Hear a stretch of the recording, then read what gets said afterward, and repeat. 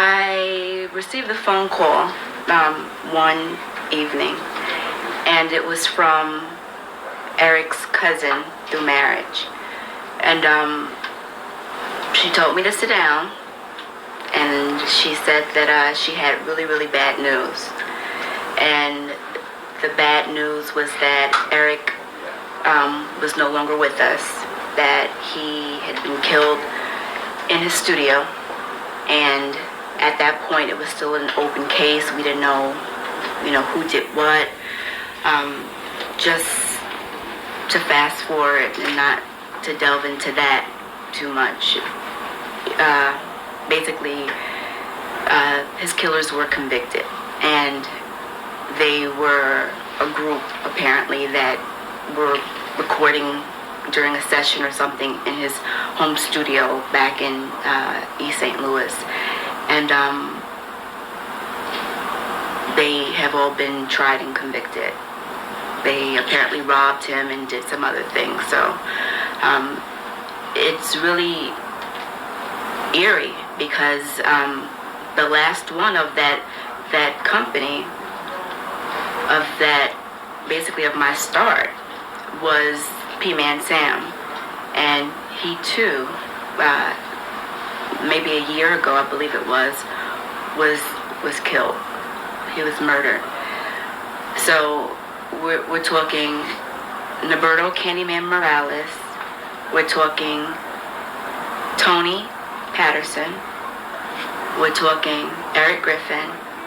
And we're talking P-Man Sam, which is Sam Ferguson. All of them are gone. And it's really it's horrible. It's a sad thing to have to experience when they brought so much joy to so many people, and those people don't realize what great people they were, and they really had a lot to offer the world, let alone this business and this industry. And what we have left, aside from triple and bass, we have their legacy, which is Miami bass. And many people say that Eric Griffin was way ahead of his time, and I truly believe that. The things that he did, they're doing now. And even as far as, if you think about it, when you hear a live mix on the air, people are scratching. Eric got fired from a radio station for doing scratching, for mixing live on the air. So, he was basically a trendsetter. He did things back then that nowadays we would just look at and be like, okay, that's normal.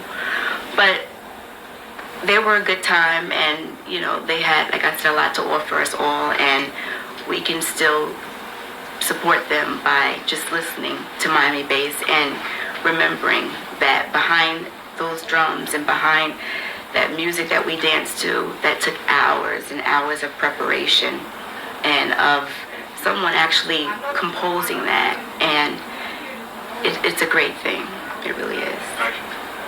So Miami bass is basically what's going on now. It's just rolled up into a different package, and you have different artists on it, and more power to them. I'm happy, and I'm happy to say that I am a part of Miami bass, and I'm a part of the evolution of what's going on now, which is a great sound from Miami. We have Rick Ross that's out, we have Pitbull, we have so many different artists. Even CeeLo Green in the beginning had a little bit of the Miami bass flavor, and I believe he actually did pay homage to a lot of Miami based artists a few years ago. So a lot of people that make it, and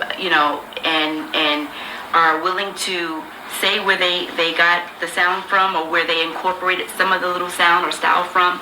I appreciate them, and I really, want to give shouts out to them, because there's nothing wrong with it. Music goes around. You pick up different things, and you go from there, and you evolve. And Miami bass, basically, even though I still say it was an original type of art, it is now evolving into different types of sounds that are out there now, and that's a wonderful thing. As far as what I'm doing now, I have done a few songs under a different alias. Rapping will always be a part of me. I'll always enjoy it. At this point, it's more of a hobby than anything. I was just recently offered to redo Getting Bass, and I actually did the remix on it.